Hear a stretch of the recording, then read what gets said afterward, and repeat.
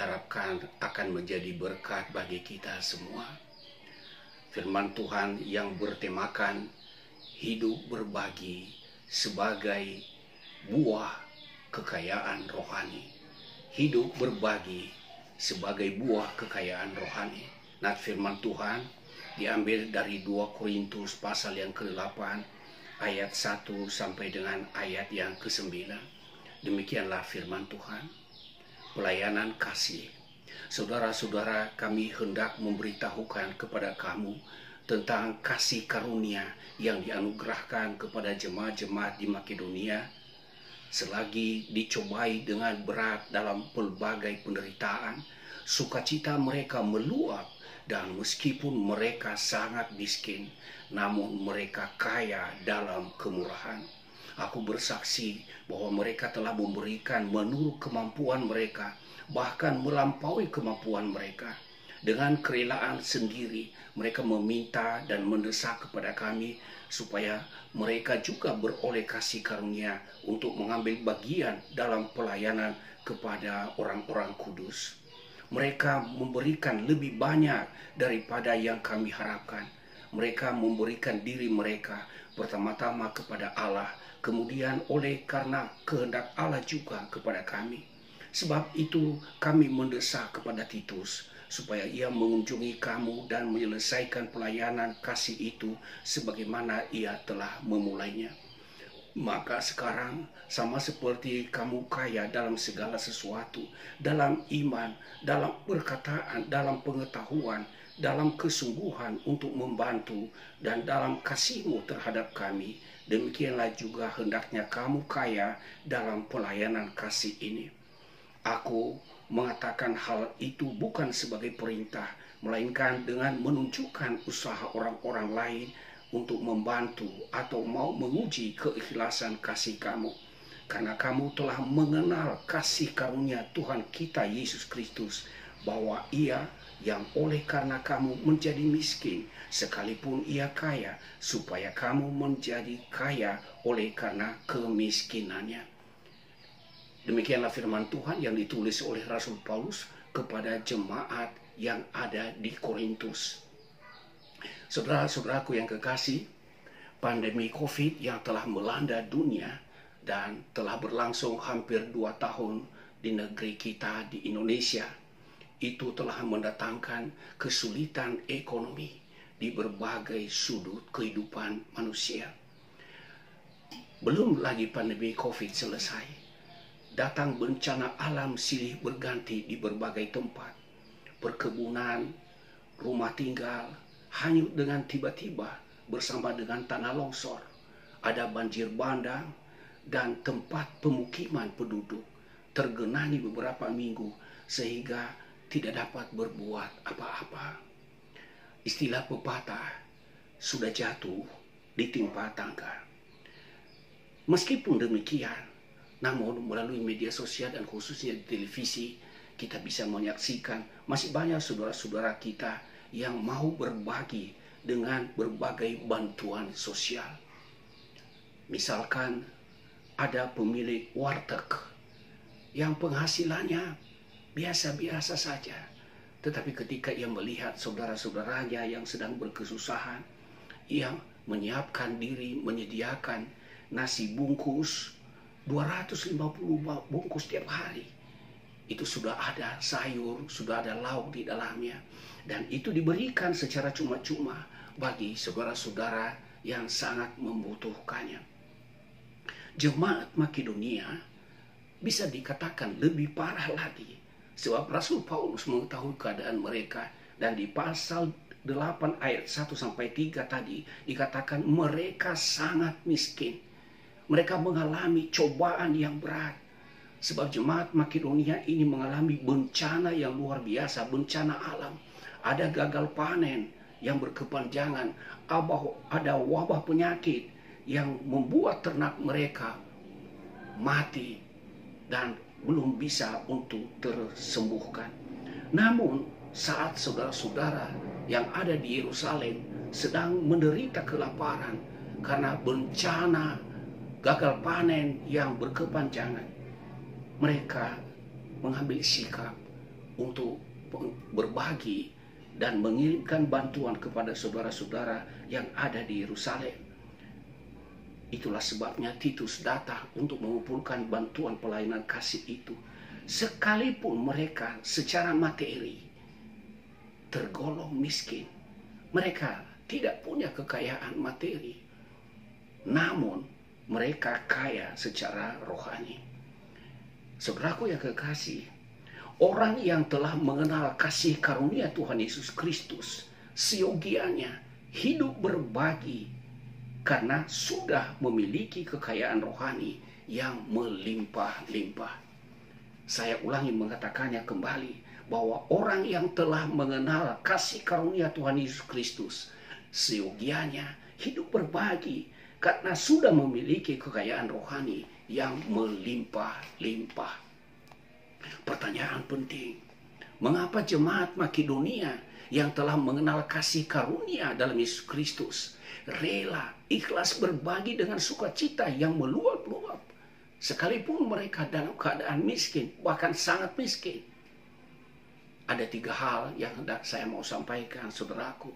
Yang pertama, bahwa kekayaan rohani yang melimpah dalam Yesus diperoleh dengan cuma-cuma. Jemaat Makedonia ini sangat yakin bahwa mereka memiliki kekayaan yang tiada bandingnya, yang tidak dapat diukur dengan segala apapun kekayaan yang ada di bawah kolong langit ini. Sebab mereka telah memperoleh pengampunan dosa melalui pengorbanan Yesus Kristus. Mereka telah memperoleh keselamatan hidup yang kekal. Dan ada buah-buah roh yang nampak dalam kehidupan mereka, yaitu kasih, sukacita, kebaikan, kemurahan hati, dan lain-lain sebagainya. Sehingga di dalam 2 Korintus 8 ayat 7 disebutkan bahwa maka sekarang sama seperti kamu kaya dalam segala sesuatu, dalam iman, dalam perkataan, dalam pengetahuan, dalam kesungguhan untuk membantu, dan dalam kasihmu terhadap kami, demikianlah juga hendaknya kamu kaya dalam pelayanan kasih ini.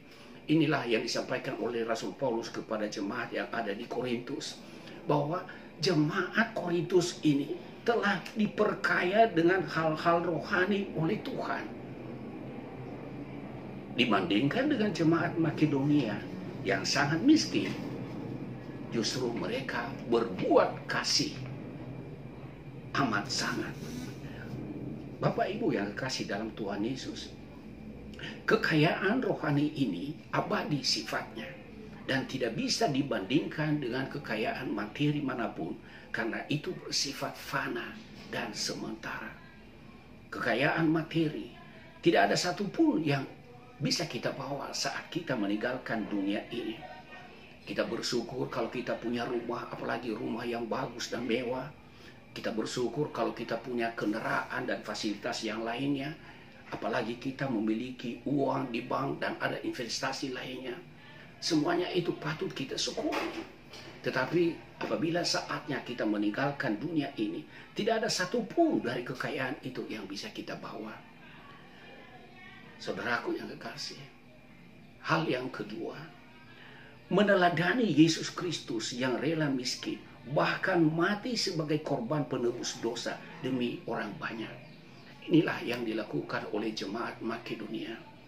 Meskipun mereka miskin, tetapi mereka mau meneladani Yesus Kristus yang rela miskin, bahkan mati sebagai korban penebus dosa demi saya dan saudara, demi orang banyak yang percaya kepadanya. Yesus telah memberikan teladan agar kita mengikuti contoh yang telah Ia berikan. Sehingga ketika Ia berkata kepada murid-muridnya, sebagaimana Yohanes menulis dalam Yohanes 13 ayat 13, bahwa aku membasuh kakimu untuk memberikan kamu teladan, supaya kamu juga melakukan seperti yang aku perbuat kepadamu. Jadi jemaat Makedonia ini mau meneladani Yesus Kristus yang memberi diri, berbagi kepada orang-orang yang membutuhkan. Orang-orang Kristen di Makedonia ini mengikuti teladan Yesus, beri diri dan rela berkorban. Di India ada seorang yang bernama Sri Kandi Vivekananda. ia seringkali membaca kitab Injil dan bahkan ayat-ayat di dalam kitab Injil itu ia bisa sebutkan beberapa ayat dengan begitu jelas. Dan karena ketika orang Kristen melihat bahwa Sri Kandi Vivekananda ini sangat tertarik dengan Injil, mereka mengajaknya supaya dia bisa aktif untuk beribadah di gereja. Tetapi Sri Kandi Vivekananda berkata, "Jikalau aku melihat cara hidupmu sama seperti yang diajarkan oleh Yesus Kristus, jauh sebelum saudara mengajak saya untuk beribadah di gereja, aku sudah datang.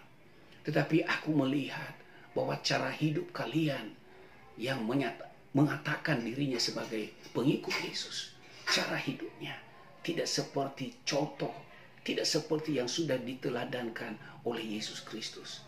Itu sebabnya aku telah menetapkan lebih baik aku mengikuti ajaran Yesus dan melakukannya, sekalipun aku tidak bersama-sama Anda untuk pergi ke ibadah gereja." Saudaraku yang kekasih, begitulah cara hidup umat Tuhan. Kalau tidak menjadi contoh, malah akan menjadi batu sandungan kepada orang lain. Seyogianya cara hidup kita hendaknya meneladani Yesus Kristus yang telah menjadi teladan untuk saya dan saudara-saudara. Bagian yang ketiga, bahwa jemaat di Makedonia ini, mereka hidup berbagi sebagai wujud hidup bagi Kristus. Mereka berbagi karena mereka mengerti bahwa hidup yang telah dihidupkan oleh Yesus Kristus ini adalah hidup bagi Dia, hidup bagi Kristus. Sebagaimana di dalam 2 Korintus 5 ayat yang ke-15, firman Tuhan berkata bahwa Kristus telah mati untuk semua orang, dan kita yang hidup karena Kristus, kita tidak bisa hidup untuk diri sendiri, melainkan hidup untuk Dia yang telah mati untuk kita. Bagaimana kita hidup bagi Kristus? Kita hidup bagi Kristus adalah hidup berbagi dengan orang-orang yang dikasihi oleh Tuhan Yesus. Seperti di dalam Matius 25 ayat 34 sampai 40. Ketika Yesus berkata kepada mereka, "Marilah kepadaku, ikutlah aku masuk ke dalam kerajaan yang telah disiapkan bagimu. Sebab pada saat aku lapar, engkau memberikan aku makan. Ketika aku sakit, engkau melawat aku. Ketika aku tidak berpakaian, engkau memberikan aku pakaian." Dan lain-lain sebagainya.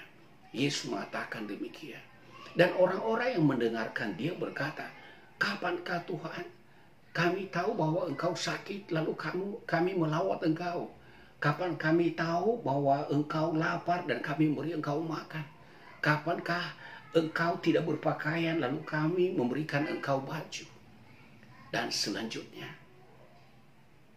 Tuhan Yesus berkata kepada mereka, "Sesungguhnya aku berkata kepadamu, segala sesuatu yang telah engkau lakukan kepada salah seorang saudaraku yang hina ini, engkau telah melakukannya untuk aku." Orang-orang yang berkekurangan, orang-orang yang tidak berdaya, orang-orang yang membutuhkan uluran kasih, itu adalah orang-orang yang dikasihi oleh Tuhan. Sehingga apabila kita berbagi dengan mereka, sesungguhnya apa yang kita lakukan itu adalah untuk Tuhan Yesus. Kita berbagi karena kita mau hidup bagi Kristus melalui berbagi kasih, berbagi kebaikan untuk orang-orang yang berkekurangan.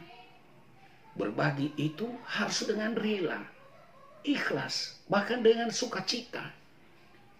Memberi tidak boleh dengan terpaksa. Memberi bukan karena rasa malu kalau nanti saya tidak memberi apa kata orang. Juga tidak boleh asal-asalan. Tetapi harus dengan ikhlas, dengan rela, dan dengan sukacita. Saudaraku, bahkan jemaat Makedonia berbagi melebihi kemampuan mereka. Paulus mengetahui betul keadaan jemaat ini. Jemaat yang berkekurangan, miskin. Dan ketika bencana alam dan berbagai penyakit menular melanda negeri itu, keadaan mereka semakin merosot. Sehingga Rasul Paulus berkata bahwa mereka sangat miskin. Saudaraku yang terkasih di dalam Tuhan Yesus, sebenarnya kalau kita berbagi dengan sesama tanpa kita sadari bahwa sesungguhnya kita sedang memiutangi Tuhan. Firman Tuhan di dalam Amsal 19 ayat yang ke-17 tertulis demikian, siapa menaruh belas kasihan kepada orang yang lemah memiutangi Tuhan yang akan membalas perbuatannya itu. Jadi pada saat kita menaruh belas kasihan kepada orang yang lemah di hadapan Tuhan, kita adalah orang yang berpiutang. Dan Tuhan berhutang kepada kita. Dan Tuhan yang akan membalaskan perbuatan itu. Ketika kita dalam keadaan sulit, dalam keadaan sukar, kita sangat membutuhkan saudara-saudara yang berempati, yang bisa memahami keadaan kita. Kita pasti membutuhkan saudara-saudara. Tetapi dalam kenyataannya bagaimana? Firman Tuhan di dalam Amsal 17 ayat yang ke-17 mengatakan demikian, seorang sahabat menaruh kasih setiap waktu dan menjadi seorang saudara dalam kesukaran. Justru kita bisa mengenal saudara yang sejati bukan pada saat kita memiliki harta yang berkelimpahan. Biasanya orang kalau punya harta lebih disanjung orang. Tapi ketika seseorang tidak punya apa-apa, bisa dipandang dengan sebelah mata. Tatkala kita di dalam kesukaran, disitulah nampak siapa sesungguhnya yang menjadi saudara untuk kita. Sehingga kalau orang menaruh kasih, berbagi pada saat sedang dalam kesukaran, sebenarnya kita menjadi seorang saudara baginya. Bapak Ibu yang kekasih dalam Tuhan Yesus, di dalam kehidupan ini sebenarnya masih berlaku hukum tabur tuai. Ini yang namanya hukum alam. Sebab kalau kita banyak menabur benih, maka kita juga akan banyak menuai. Itulah yang diingatkan oleh firman Tuhan kepada kita dalam Amsal pasal 11 ayat 24 sampai dengan 25 yang berkata demikian, ada yang menyebar harta tetapi bertambah kaya, ada yang menghemat secara luar biasa namun selalu berkekurangan. Siapa banyak memberi berkat, diberi kelimpahan. Siapa memberi minum, ia sendiri akan diberi minum. Bapak Ibu yang mendengarkan renungan ini dimanapun berada, jika saudara merasa sudah diberkati oleh Tuhan melalui pekerjaan, usaha, dengan fasilitas yang ada, tabungan yang ada di bank, namun agak berat untuk berbagi, enggan untuk berbagi terhadap saudara yang sedang menderita kekurangan, itu bisa menjadi indikasi, menjadi petunjuk bahwa Anda belum memiliki kekayaan rohani yang sebenarnya, sekalipun memiliki kekayaan materi. Allah Sang Pencipta semesta sebenarnya berpesan kepada kita melalui hukum alam ini. Sebab Tuhan menurunkan embun, menurunkan hujan, agar tanah bisa memberi kehidupan pada tumbuh-tumbuhan dan jenis makhluk lainnya. Selanjutnya, tumbuh-tumbuhan pun memberikan kehidupan pada manusia, memberikan kehidupan kepada makhluk ternak lain-lainnya. Dan dengan berkat kehidupan yang diterima manusia melalui hartanya, ia bisa memuliakan Tuhan dalam bentuk pengorbanan, persembahan, dan bisa berbagi dengan sesama yang sedang membutuhkan.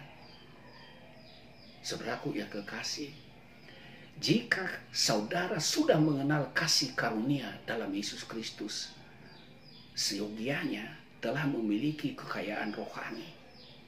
Dan dengan kekayaan rohani tersebut, mari kita berlomba untuk berbagi, berbuat kebaikan bagi sesama. Sebab pada hari penghakiman, Yesus akan berkata kepada kita bahwa apa yang telah kita perbuat kepada saudara-saudara kita yang sangat berkekurangan, yang miskin itu, sesungguhnya kita melakukannya untuk Tuhan. Saya dan saudara yang masih diberikan hidup, sebenarnya kita diberikan kesempatan untuk melayani Tuhan, kesempatan untuk berbagi dan menjadi berkat bagi banyak orang. Adakah saudara yang telah mendengarkan firman Tuhan ini telah mengenal kasih karunia di dalam Yesus Kristus? Maka seyogianya kita tidak boleh menutup mata ketika kita mendengar dan melihat bahwa di sebelah sana, di sekitar kita, ada orang-orang yang membutuhkan uluran kasih. Marilah kita berbagi sesuai dengan kemampuan masing-masing. Tuhan memberkati.